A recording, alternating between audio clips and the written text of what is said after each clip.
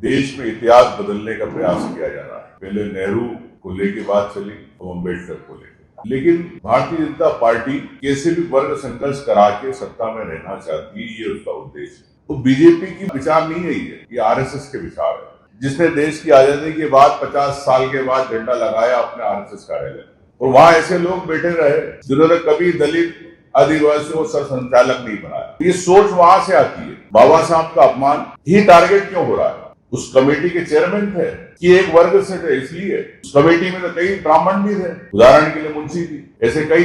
संविधान का जिन्हें निर्माण किया, जिस कमेटी ने, उसके चेयरमैन, वर्ग संघर्ष है। और कांग्रेस की रीति नीति हमेशा कहती है सर्वधर्म समभाव, सब समाज को लेकर विकास करना। जैसे राहुल जी ने कहा जातिगत जनगणना को लेकर कि हम हर वर्ग को सम्मान मिलना चाहिए, आर्थिक आधार पर तो सभी वर्ग आ गए।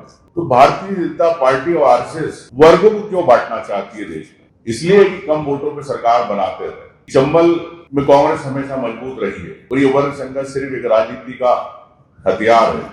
एक सामाजिक रूप से चंबल के लोगों को, मध्य प्रदेश के लोगों को ये बात समझना पड़ेगी कि भारतीय जनता पार्टी किस प्रकार से 2028 की फूट डालो राजनीति करना चाहती है। जिसने देश की आजादी में यह स्वतंत्रता सेनानी हो, जिन्होंने योगदान दिया है, कांग्रेस पार्टी उनके मान सम्मान के लिए हमेशा लड़ती है, और इतिहास बदलने के जो प्रयास कर रहे हैं उनके खिलाफ पूरे देश के लिए, जिन्हें देश के अंदर देश को बनाने में अहम भूमिका निभाई, उनके साथ खड़ी है। बाबा साहब का जो अपमान है और जो किया जा रहा है बार बार, ऐसे जो भी इतिहास के पन्नों को बदलने का प्रयास करेगा, उसके खिलाफ कांग्रेस पार्टी पूरी तरह खड़ी रहेगी।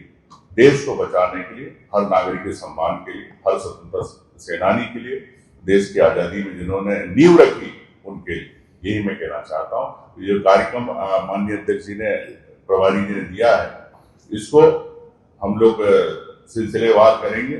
एक जन जागरण के रूप में, एक जनता की, देश की आवाज को एक करने के लिए कांग्रेस पार्टी ये कार्यक्रम को शुरुआत करें। धन्यवाद।